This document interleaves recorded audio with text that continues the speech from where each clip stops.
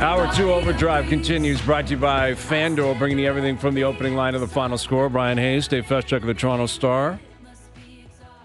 Jays Cubs starting tonight. Jose Bautista is in town. He signed his one-day contract, so he's going to retire a Blue Jay, and he'll be out there tomorrow. Level of excellence. And I guess he's pre-recorded his statement, and then I think at some point he's going to jump on the mic and say something. Mm-hmm. But it's going to be a great crowd. This crowds have been outstanding all year. Great crowds. Like, it has been a great, great scene down at the Rogers Center. And I would expect nothing less tomorrow, especially with Bautista there. Oh, yeah. And, you're into mid-August now, and you're in a fight. It's effectively a 4-team fight for 3 spots. You get Tampa, Houston, Toronto, and Seattle's coming, man. They're like, their bats are coming alive. That's what they were waiting for all year. They've always had the pitching. They've always had the pitching. They were waiting for the bats to come alive. We talked about it yesterday. They got 6 games left against Oakland, which is not a lock to win, but you would think they're going 4-2 minimum. Better be a very good chance they go 6-0 or 5-1 anyway. You should. But you also, I think, got 6 games against Houston, so that is going to be big in terms of only one team can get a win. So if you're the Jays, I guess you can look at that and say that could be beneficial.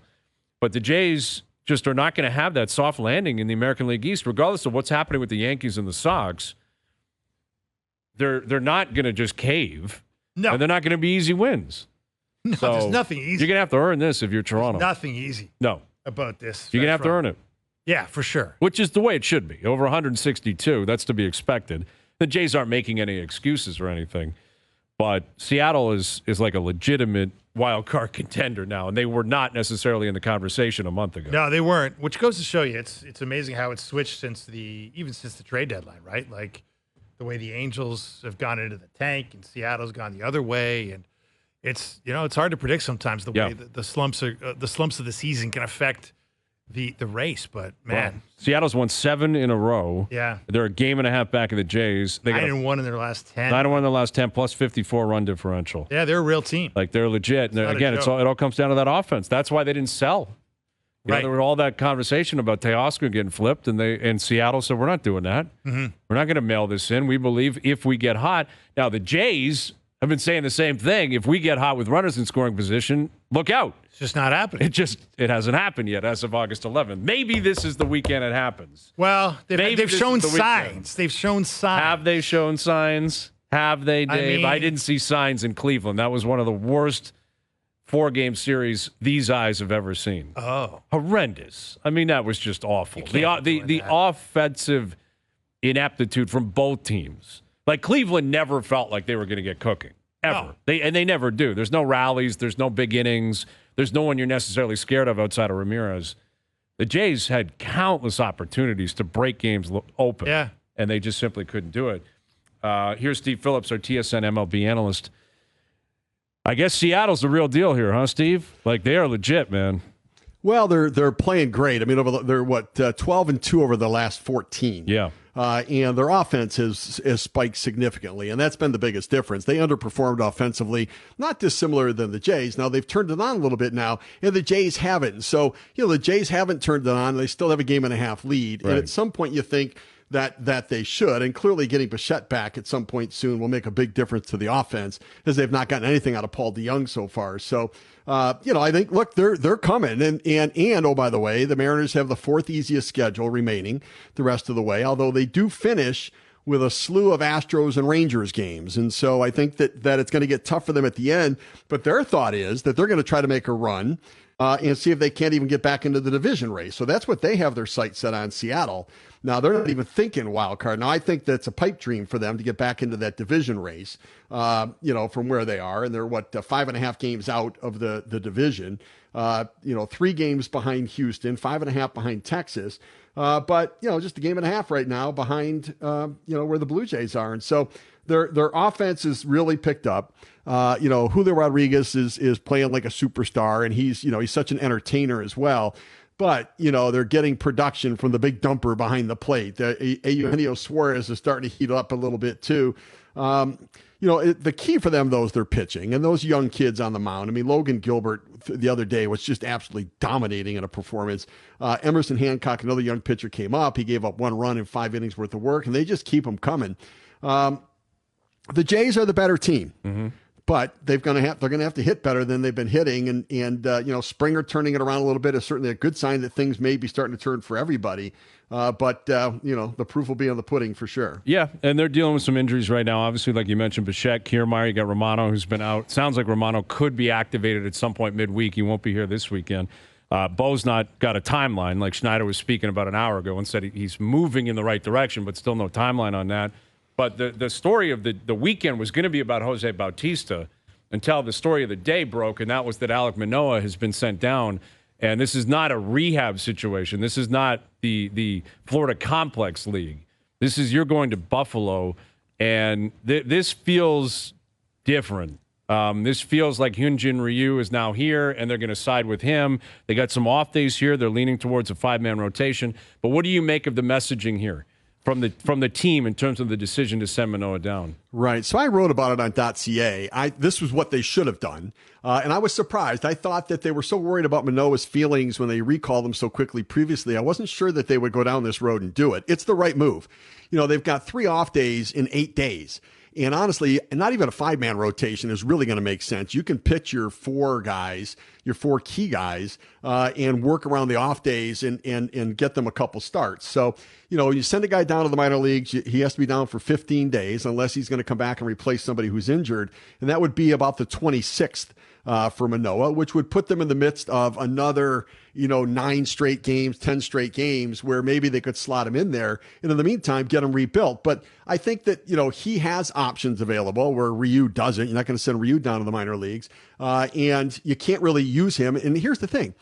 For Alek Manoah, someone's got to have a real heart-to-heart with him and tell him that the only way that you have any chance of being on a postseason roster this year is if you go to the minor leagues right now and you have the courage to throw it over the plate.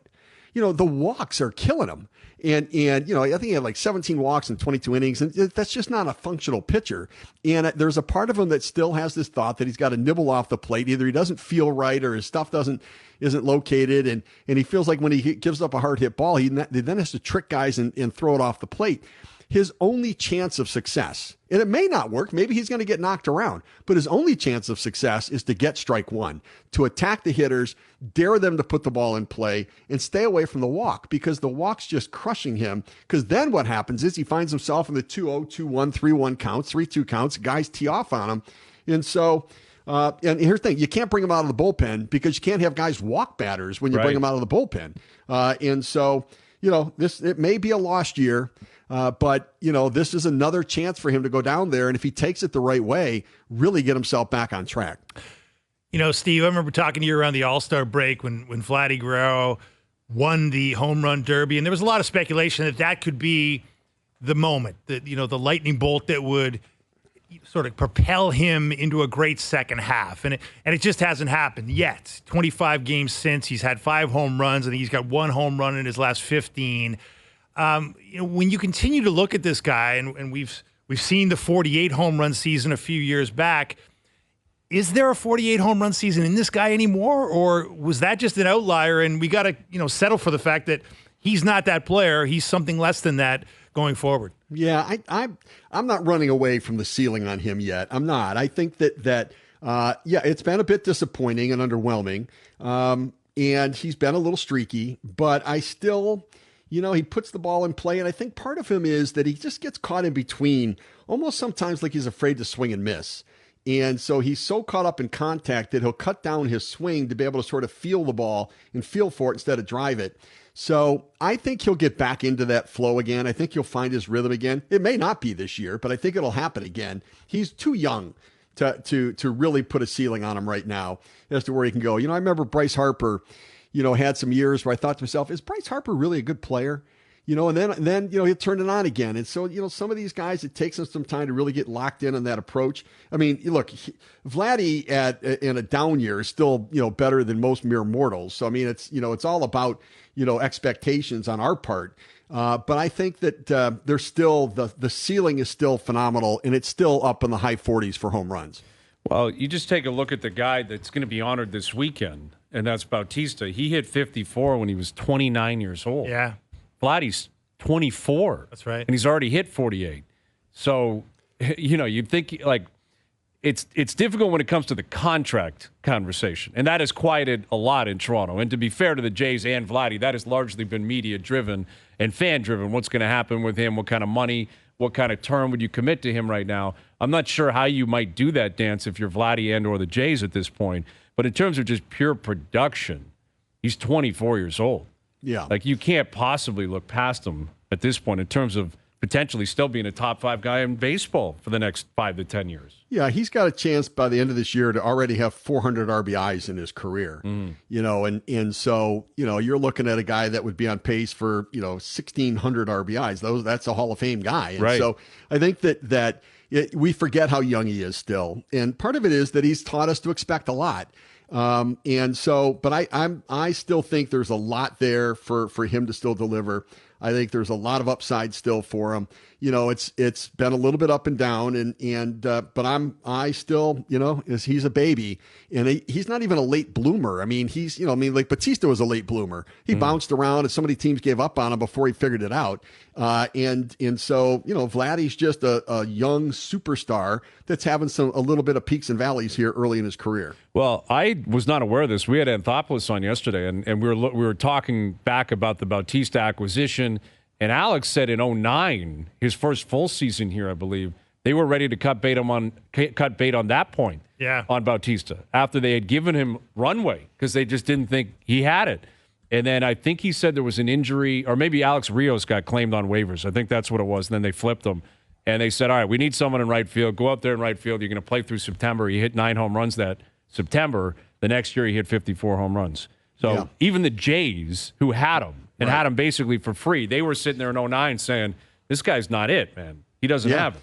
I mean, it's uncommon for somebody to figure it out at 29 because, he had quite a track record before that. And it wasn't a small sample size of what he was as a player, which was, he was a guy with some pop in his bat that could come off the bench. He could play a little bit every day for a couple of weeks, but he wasn't necessarily going to be an impact player. And then all of a sudden it turned on. He got his timing right. He figured out the launch angle. He figured out the torque in his swing. He figured out the setup. And then he had some success and the confidence came in. And he never let go of that confidence, though, once he got it, did he? I mean, he was always a very confident guy. You don't bat flip like that unless you've got a lot of confidence. And give him a lot of credit. He persevered when a lot of guys might have given up on themselves. It's almost like Michael Lorenzen for the Phillies now. He talked about how, I didn't listen to what people said I couldn't do on the field. I just believed in myself and kept persevering and kept trying and kept working. And finally, it's coming to fruition. He was an all-star this year. He threw a no-hitter, and he's living the charmed life. And I think for Bautista, it was much the same. He never gave up in that belief about what he could be. Yeah, no, it's a good point. And like the Lorenzen story is pretty amazing, in his personal life and what's happened. And as you mentioned, the year he's had the no-hitter he threw. And like no-hitters, do they land the same today for you, Steve, that they did maybe 20 years ago, 25 years ago? Like, does it create the same type of buzz when you're like, this guy's got a no-no going into the 7th or 8th? Compared to maybe where you were 20 or 30 years ago. Yeah, I don't think they do. That's a good point. I remember as a kid, I was at a Tiger Royals game, and Steve Busby threw a no-hitter against the Tigers. And I was there for the game, and it was cold in April, and it was a miserable night. And, and he threw the no-hitter, and I was like, man, I got to be there for a no-hitter. It doesn't have this. Now, maybe it's just because I've been around the game for so long. I don't know whether that's, I don't know. For me, it's a little different just because I've been around so long in the game that maybe I'm numb to some of the stuff that everybody else isn't, but it doesn't feel like it has the same impact to me. Yeah. And maybe it's just that, with analytics and with numbers, we've got a better sense about what things mean and what they don't mean. And sometimes good fortune is the key to the no-hitter more than a guy pitching. And we've seen A.J. Burnett back in the day walk, 7 or 8 guys and throw a no-hitter, or 9 guys and throw a no-hitter still. And Edwin Jackson threw a no-hitter and he walked a bunch of guys. And so, there is some good luck in it that in some ways diminishes what we think is such an extraordinary accomplishment. Yeah, see, my theory on, I guess from my own perspective, is you mentioned the analytics and what it can tell you about some of the luck involved. I think what has soured me on it is the amount of guys who have come out after 6 innings in April who said, I'm not doing it because I've thrown 85 pitches. Right. So they've cheapened the no-hitter because they've decided, like Kershaw did it, I think it was last year. He said, I don't want a no-hitter. Yeah. I want my arm.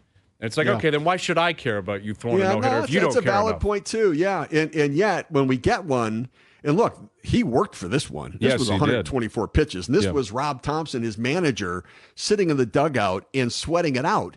Because in his mind, he's thinking, I want to protect this guy's career. He's on a 1-year deal. I want him to be having a great season. I want him to be able to capitalize on it. And maybe in some ways, selfishly, he's thinking, I need him for the next start too, and the next start too, and the next start too. And so we have, look, the steroid era diminished and I think diluted a lot of the numbers for us, right? Those things that were sacred felt no longer sacred. The pitching numbers, to a degree, in some ways, maintain some level of that. Like 300 wins is going to be phenomenal. 3,000 strikeouts is still going to be something. But yeah, I think you're right about that. I think that people running away from the no-hitter makes us feel like that, well, if it's not all that important to you, then it must not be like that to me either. Okay, Steve, you've run a major league team. We started the show. Hayes was on his perennial rant about the one-day contract and how it's so ridiculous. And I guess the question I'm going to ask you is, I agree with Hayes. It's ridiculous. He's not. Jose Bautista signed a one-day contract to retire with the Blue Jays, but he ain't playing. You know what I mean? It's totally ceremonial. But where do you stand on that? And what do you think is the best way to honor a former great player with your franchise? Yeah, I mean, I think putting him in your Hall of Fame and putting him on your level of excellence is the way to do it. I don't know that he has to retire there to be able to do that. Now, the other thing that I would love to see, how to end this, to never have another guy retire, sign a one-day contract. The guy signs the one-day contract, decides not to retire. That's right. Right. Then you're stuck, and you can release him, but you're going to have to pay him the minimum salary then for the rest of the year. And so, yeah, I think that there's a way to end it.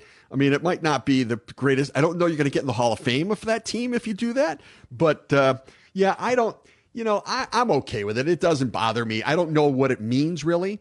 In the end, I mean, who cares if you're retired with that team? Right. If you played with them and you were a star for them and you've got memories that you created, that's way more important. I think to the player, what does it mean? But it's kind of the thing to do. So, I'm going to hope to someday, sign the one-day contract with TSN and retire with them. Yes. Okay. I think that's a lock, Steve. I don't have any doubts that will happen at some point, but that's a long way down the road, buddy. Oh, I appreciate that. Yeah, no, I'm a young 60 years old. Absolutely. So, yeah, I'm in a good place. Take your time, pal. Take your time. All right, Steve. Thank you for doing this, buddy. We'll do it again soon. You got it, guys. My pleasure. Anytime. Steve Phillips, our TSN MLB analyst, joining us here on the Maple Toyota Hotline. Build your next dream Toyota at Maple Toyota and check out Maple Toyota's pre-owned inventory arriving daily. It's time to Toyota. Visit mapletoyota.com. I'm glad Steve mentioned that Steve Busby no-hitter he witnessed live because there was a stat I wanted to get to earlier this week after Lorenzen threw his no-hitter. Has to be the one of the crazier stats, random crazy stats you're ever going to hear. I saw this High Heat Stats tweeted this out, and it was someone else that I believe actually came across this. 4 pitchers and 4 pitchers only have played in the majors after attending Fullerton Union High School in Fullerton, California. Okay. Steve Busby, Walter Johnson, Michael Lorenzen, Mike Warren. Those are the 4 guys. Okay. They all went to Fullerton Union High School. They all went on to pitch in the major leagues. All 4 of them threw a no-hitter. Wow. How crazy is that? That is crazy. That high school had 4 pitchers roll through there, assuming, you assume they pitched for the high school team. Yeah. Went on to college, went on to the majors. 4 of them pitched there, were alumni of that high school. All 4 of them made it to the majors. All 4 of them threw a no-hitter. That's incredible. That's crazy. Walter Johnson is wild that he went there. How old is that high school? Seriously. He was pitching in the 1800s. Yeah, it was like he was there for 1907 through 1927. 1907. 21 years in the majors. But that guy was throwing against Babe Ruth. Yeah. Ty Cobb. Think about that. That's wild. Fullerton Union High School in Fullerton, California. Busby, Johnson, Lorenzen, Mike Warren, all 4 of them threw a no-hitter. That is it's just such a random. It's random. But it's so cool. But, I know what you're saying about the no-hitter being diminished. It's still only like 320 have been. It's an amazing in a sport accomplishment. that's been around for more than a century. 320 guys have done it. Or 20 times it's been done. Amazing accomplishment. Yeah. But players in this era do not chase it the way they once did. Yes. Right? And I think, was was it Liriano, the last guy that basically he blew his arm out after throwing it? It's like 130 pitches or something like that he threw, something crazy. And, that was a big story. Or the Met, why are you leaving him out there? I think it was with the Mets. Maybe, was it? Oh, it was Johan Santana. That's who it was. Okay, was he back in Minnesota at that point? Did he go back to Minnesota and do a grappler? No, I'm pretty sure he was still with the Mets. That may very well have been his last start with the Mets. Yeah, like I think he effectively blew his arm out trying to achieve that no-hitter. But he had been around for so long, and I think he was like, I've done it all. I've made my money. I've won Cy Youngs. I'm going for it. Right. Where Kershaw has had an even greater career, but he said, I'm not doing it. Right. Like, he tapped out. Yeah, I think he had a perfect game going. He did. Kershaw, and he's like, 7, right? I'm done. I'm out. Yeah. I've hit my pitch count. Like, the term pitch count did not exist 30 years ago. Of course not. Did not exist. No, it was laughed at. Laughed at. You would honestly be considered soft. You wouldn't be able to walk around a clubhouse telling guys, "Hey, I'm on a pitch count tonight." No, but it wasn't acceptable. Now it exists, and I understand the reasoning behind it. But there's reasoning, but that's you're going to pull yourself out of a perfect game because of a pitch count. I'm sorry, it's going to cheapen things or make it more difficult for me to get jacked for what you're trying to accomplish. Well, the weird thing about the pitch count thing is, it's been the analytics have been done on this, and Theo Epstein, who's now working for Major League Baseball after winning World Series as GM in Boston and Chicago with the Cubs, he's pointed this out. Like, the pitch count has not lowered the injury rate. Right. Feels like there's more. Yeah, it hasn't lowered the injury rate. So they think this load management works. They hope it works, but there's no proof it actually works. Right. To your point. And they've lost this great connection they have with the fans of the starter being a horse who's going to do whatever he can to stay in the game. Yeah. And that goes to no hitters and perfect games, and those things are a big part of the history of the game and why you care about the game. Yeah. No, that really defined a starter more than anything else. Yeah. It wasn't statistics. And Jack Morris, probably the poster boy for that. It wasn't statistically outstanding, but it was like that guy's going 9 every time you see him. Right. And he's a bulldog, and he's going to snarl and snap and throw inside. And if you hit him early, go for it, but he's going to battle back. No, they've lost that. You're right. The idea of guys pulling themselves out. And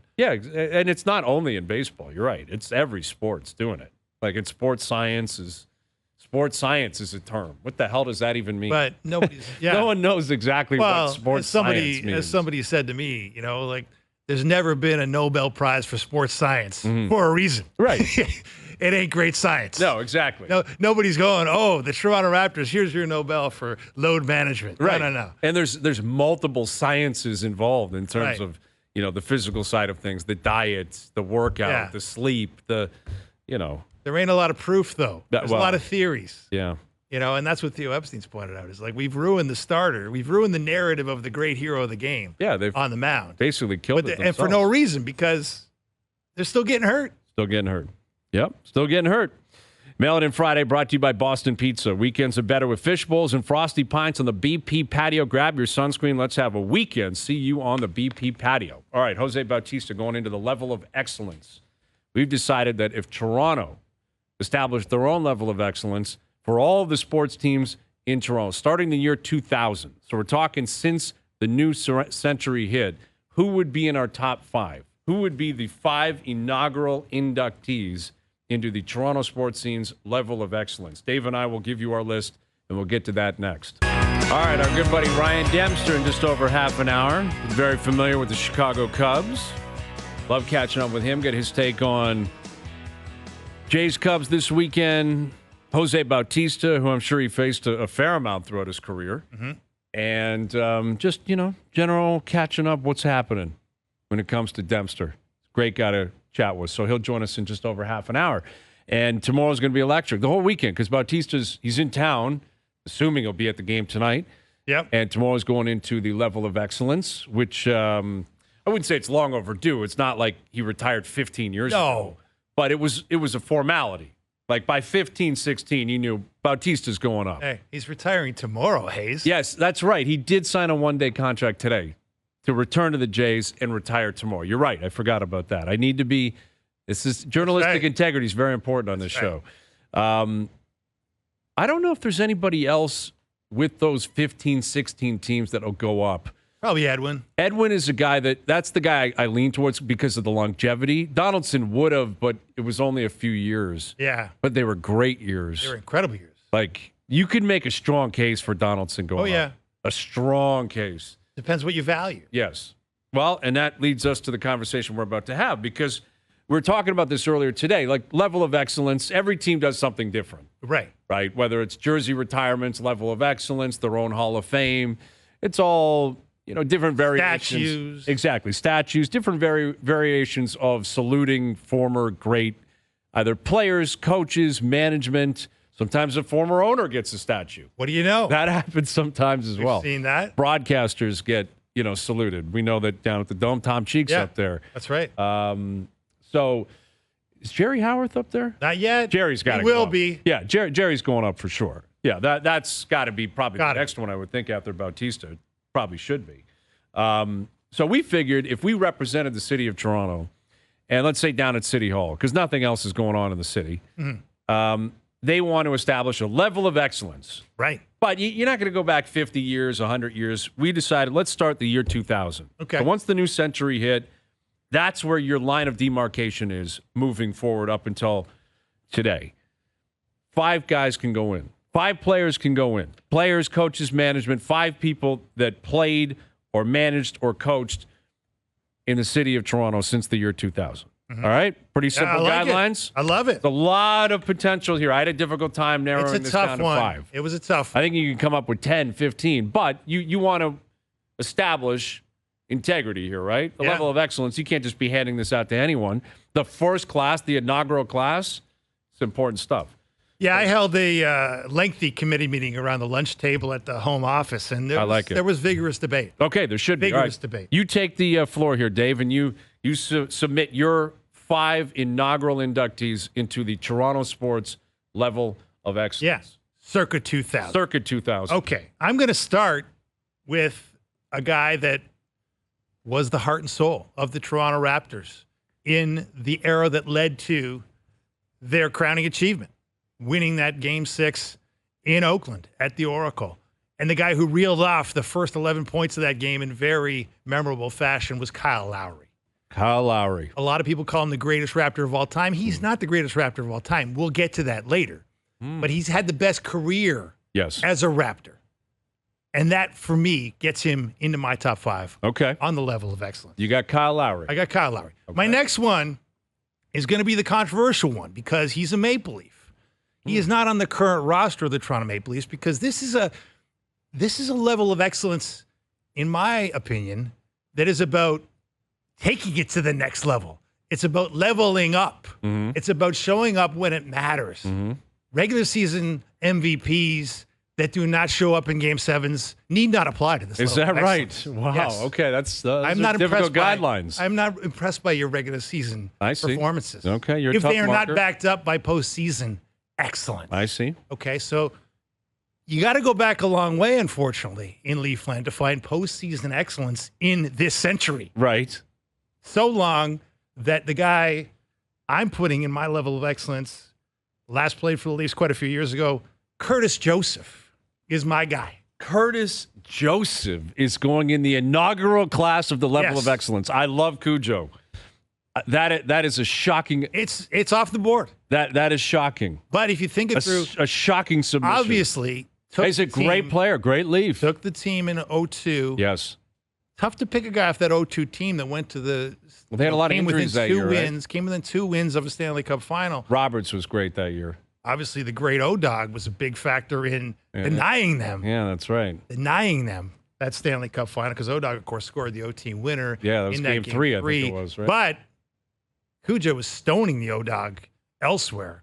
The Leafs scored, 6 goals in those 6 games? And they were still in it. Run. They were still in it. Yeah. They had to win 1-0, 2-1. There were a lot of lost in games. OT in Game 6 on the Martin Gelinas goal.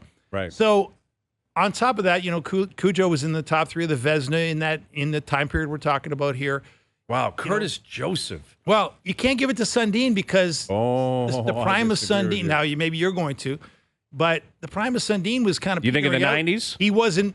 We're not talking about the 90s. No, I understand that, but are you suggesting that the prime of Sundin was in the 90s as opposed to in the 2000s? The postseason, the greatest postseason runs were were in the 2000s. Like, he was not really available. 02, he was injured. 02, he was injured for a lot of it. He was in there for part of it. Okay. So that's my reason. All right, you got It's controversial. That's going to lead to, listen, everyone loves Curtis Joseph. Yes. He also left them high and dry when they wanted to keep him. I agree. Right, he flew down to Detroit because he said, I can't win. And said it was the biggest mistake of his life, which, sort of. Right, that happens a lot in Toronto. I think Vince Carter might have said that. That's I think right. a number of guys have said that. Tracy McGrady said that. Yeah, of course he did. Why wouldn't T-Mac say that? But I'm just saying, I'm looking for prime-time players, and Cujo showed up in prime time. Cujo, 4. All right, who else do you have? Level of excellence. Beyond that, I got Joey Betts. Yep.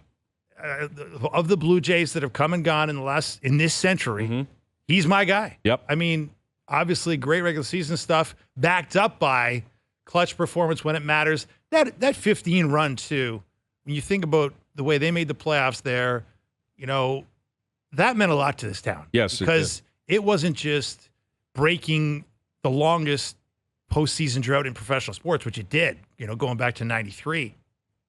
It broke a morass around this city. Like, there was, the Leafs weren't very good at that time.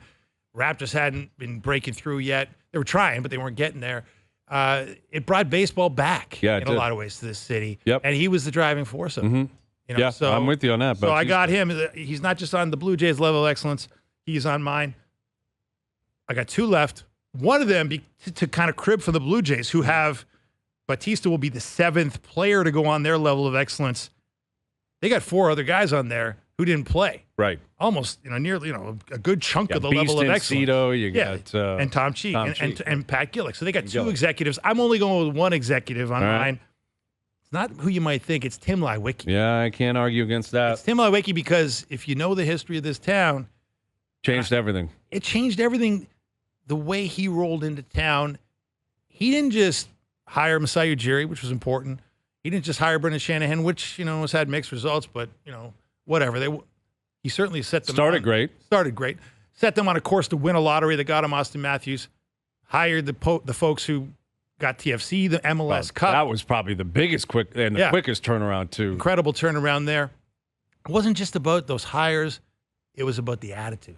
He came in and spoke the words that everybody wanted Maple Leaf Sports Entertainment to speak, which were, winning is all we care about. Right. Those words couldn't be said by his predecessors who worked for pension plans, and because money was all they cared about. Money was all they cared about, and they couldn't without lying to your face. They couldn't say winning is everything. They said we want to win. We want. Well, yeah, everybody wants to win. I'd like to win the lottery. Because you make more money if you win. But they never. Leiweke changed it. Now, in retrospect, people said he might have spent too much money, which was one of the reasons he's wasn't here very long. Might have spent too much money for the shareholders' interest, but who knows about that?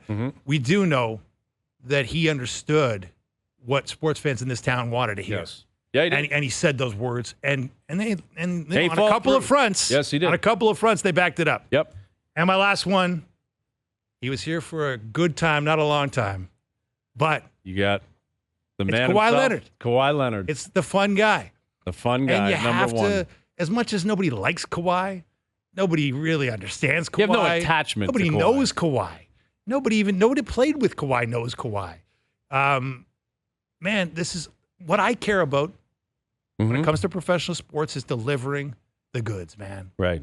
And this guy, when you looked at the numbers he put up in that playoff run, some of the performances he put up against, especially Giannis.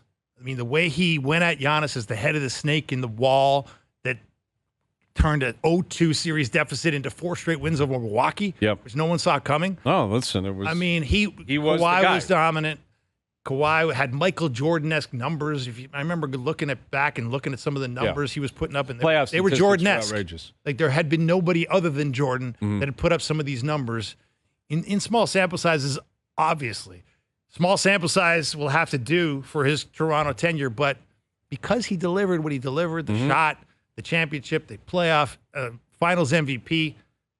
That's your guy. How can you say no to it? Well, listen, it's difficult to say no because all of these people we're talking about can make a great case for who they were, what they represented, what they brought. So, to recap, you got Lowry, Curtis Joseph, Jose Bautista, Tim Leiweke, Kawhi Leonard. Yes. Those are your inaugural 5 going into Toronto sports level of excellence since the year 2000. You got it. That's your inaugural class. Yeah, can't wait to hear yours. Okay. Well, we have a couple of overlapping players, which I'm sure is not surprising. No. Now, there are a number of omissions that we will get to that, again, I think you can make a strong case with. I had a difficult time doing this. It's tough. Because, this is a fun thing to do, and I think if you're a Toronto sports fan, this is something that I'm sure a lot of people listening, watching, podcasting will probably say, you know what, I'd like to come up with my own list. We urge people to send it in at OverDrive 1050. Send it on Instagram, whatever you want. But I was trying to put together my criteria first. And as much as we do not want to admit this in Toronto, and you kind of knocked it out of the park going against this, there is an inferiority complex in this town that's been kind of hovering around certainly the basketball and baseball team for quite some time, but also the hockey team a little bit as well, in terms of who wants to be here, how tough it is to play here, why can't they win here. So I decided that I was going to place certain criteria on the line here. Okay. I'm thinking upwards of 5 years. 5 years in Toronto. The best of your best was in Toronto. Okay. The best of your best, you supplied that to Toronto. And then obviously there were big moments that had to round out what you represented. So I got to a point where I thought long and hard on Lewicki, and I think the case you make is a great one. I don't think Tim Lewicki gets enough credit for what he established. No. When you consider what he immediately did with Toronto FC, and then immediately spearheaded with the Raptors, and even, bringing in Shanahan, and Shanahan was the guy that finally conceded, this is not right. Something's got to change. We got to change it drastically, and we're going to completely reset. That was Lewicki that put that forward. Lewicki did a remarkable job. Masai Ujiri, I thought long and hard on because of what he represents and what he did. Nick Nurse was a guy I thought of. Going back to the early 2000s, Pat Quinn was a guy I thought of. Hey, Pat Quinn's he was on my short list. He was on my short list. Alex Anthopoulos was on my short list. Oh, Alex for sure. But I got to a point where I said, you know what? If this is the inaugural class, I'm going with players only. Okay. So I established a players only rule here as well. At number 5, I have Austin Matthews. Okay. Now, Matthews has been here 7 years. He represented the true changing of the guard. Now, I understand what you're going to say about the playoffs, and I can't argue against that. Still has yet to score in the second round. Still has yet to score in the second round and beyond. Also became the first guy in a long time to win a Hart Trophy. And I understand what you're saying about the regular season. No, it means something. 60 goals in a Hart is unbelievable. It means something. It just doesn't mean as much to me. Sure. But it's been 7 years. If you don't back it up with something beyond that. I can't argue against that, but we're talking about since the year 2000, the Leafs have not won a Stanley Cup. I understand that. So if you're going to include, the Leafs, and that's why I thought Jovinko, I was thinking Ricky Ray. Altidore, MLS Cup MVP. Josie Altidore was the epitome of a big game player. Yep. Like you talk about the biggest goals in franchise history. He was there. 2 or 3 of the top 5 were off his boot.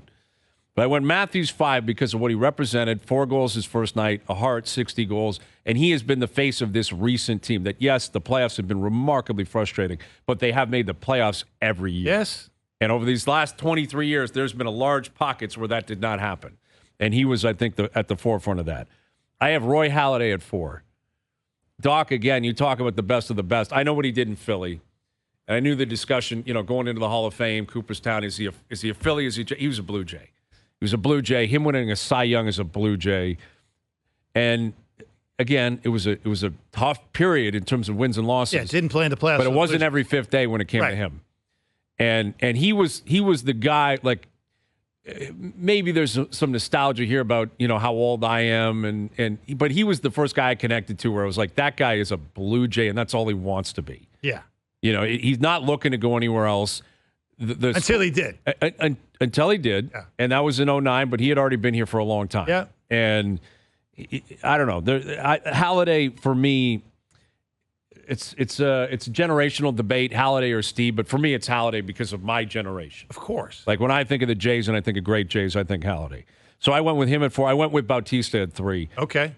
The preeminent moment of this century for the Jays is off his bat. Oh. He is the guy, 54 home runs. Not even close. He's the face of them actually getting over the top. Halladay kind of kept the torch alive in terms of what am I watching here in Delgado. Delgado's another guy I thought long and hard on. Delgado's got owns every statistic, every single statistic. Except for all-time WAR, which is Jose Bautista. Yeah. But I went Bautista at 3 because he was Donaldson was probably he was like co-marquee. Oh, you've been of an 15 and MVP. 16. He won the MVP in 15. I think he was runner-up in 16. But still, I think of those teams as Bautista's teams because he was here first. Right. Right. And what he did in 2010, 11, beyond. Yeah, because they don't get to Donaldson. They don't get to a they don't position where they start think with Bautista. we need Donaldson because we have Bautista. Exactly. We need Price. We need Tulowitzki because Bautista. None of that happens if Bautista doesn't emerge as a 54 home run exactly, guy. and that's precisely what he was. Yeah. I got Matt Sundin at 2. Okay. I understand what you're saying about the playoffs, but Matt's was he was a playoff. He was not great in the playoffs, not an all-time great play, but if it wasn't for injury, he was a part of those teams, and they won every single year. They won at least a round, basically, every single year. That's very true. Right? And, yes, it was in 99. Sure, it doesn't necessarily count here, but... Well, it doesn't. It doesn't, but it's still part of his resume, Okay. and he is a guy that is applicable here because he did play in the and that's my 2000s. point about Cujo. Like, Cujo's a bit off the board, but he played... In 99 and in 02. 4 seasons with the Maple Leafs, he played 60 playoff games. Right. Matthews in 7 seasons has played 50. Right. Think about that. Yeah, no, exactly. I And, mean- and Cujo was in the crease in 99 and 02 when they went to the conference final. So, and Sundin played a bigger role in 99 because he was more injured in 02. But like Matt Sundin, again, you talk about a guy who's here forever, the captain. Oh, yeah. For me, if you're talking about an inaugural class of the last 23 years, I have to have him there. And I put Lowry at 1 because the tiebreak was the fact that his team actually did it. Yes. So I got Kyle. Again, you talk about longevity. The best of his best is in Toronto, clearly. I mean, it was not in Houston, was not in Memphis, certainly is not in Miami. Like he, in terms of longevity and in terms of being a guy who decided to stay, when prior to him. Well, thankfully, decided to stay. After, Well, and Messiah shipped wanted him to out get rid of him. New York. Wanted to get rid of and him. had the trade rescinded at the 11th hour. But the equivalence of Lowry, and I guess you could include DeMar, was Bosch, was McGrady, was Vince, was Stoudemire. Those guys all left. Kyle did not. No, that's a fair point. Kyle, and you talk about the role Bautista played in getting Donaldson. Without Lowry, they're not looking there saying we need Kawhi. I think part of yes, I agree. So I got with you Lowry there. at number 1. And I will say this. Lowry, it's a great debate with Raptor fans because I would say we would look at Kyle Lowry an awful lot differently if a guy named Kawhi Leonard didn't enter the picture. If he never won, because you're right, prior to winning, it was you can't win in the playoffs. And they were ready to ship him out on multiple occasions. Yes. And they were tired of his act on multiple occasions. Remember game 1 of that Magic series. The first he was awful in that game. 0. He literally, I think he had 0 points. 0 points. He was horrible. Yeah. And I remember going on the air the next day from Maple Leaf Square. I think the Leafs were playing a playoff game that night. Flabbergasted at how, they lost game 1. They went on to win that series at 5. It wasn't going to matter. But Kyle was so bad that game. He was terrible. But he got better and better. You mentioned game 6. He was phenomenal. He was phenomenal. Phenomenal at the Oracle. Like he was outstanding. But I just think, like, the thing about that is none of it happens without Kawhi. Right. Like, but it the beauty of it changes is the it way did happen. It changes the way we look at the guy in such a dramatic fashion. I can't get to Kawhi because he left after the championship. He delivered what you it. wanted. Yes, he did. He did. Kawhi, like Kyle Lowry could have played forever with DeMar DeRozan. They could have never delivered that. But as much as we love them, as much as we respect them, as much as we're happy they stayed, all those things, you can respect them, love them, admire them. They weren't winning championships. No, man. they weren't weren't gonna win championships. They weren't. But again, with a level of excellence, to me, there's got to be more than I can't wait to get out of here, regardless of how you play. But you got to, but you won. He did win. It's not regardless of how he played. He played to win the game, and he won the game. He did. Neither of us have Vince on that list. No.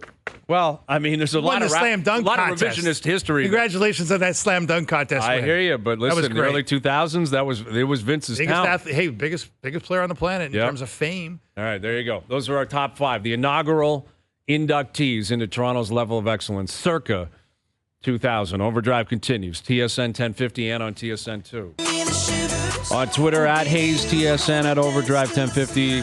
People tweeting in saying you got to have Vince Carter on that list. Josh Donaldson's a guy that's coming up a lot. No, Carlos Delgado's coming up a lot. You know, Mitch Marner, John Tavares came home. The story of Tavares. If there were different playoff success, albeit the guy who scored the goal to finally win a playoff series was John Tavares. Yeah, put him up there with, it's like the next Paul Henderson. Yes, it was a big goal, first round. But, big goal.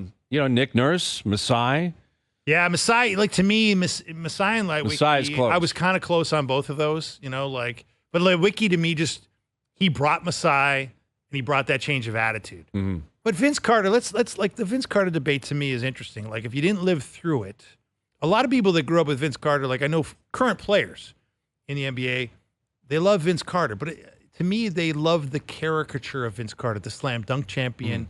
He was almost like a cartoon character. Yeah, it was a YouTube superhero. video. He was a superhero. Yeah. But they didn't realize like he destroyed the franchise.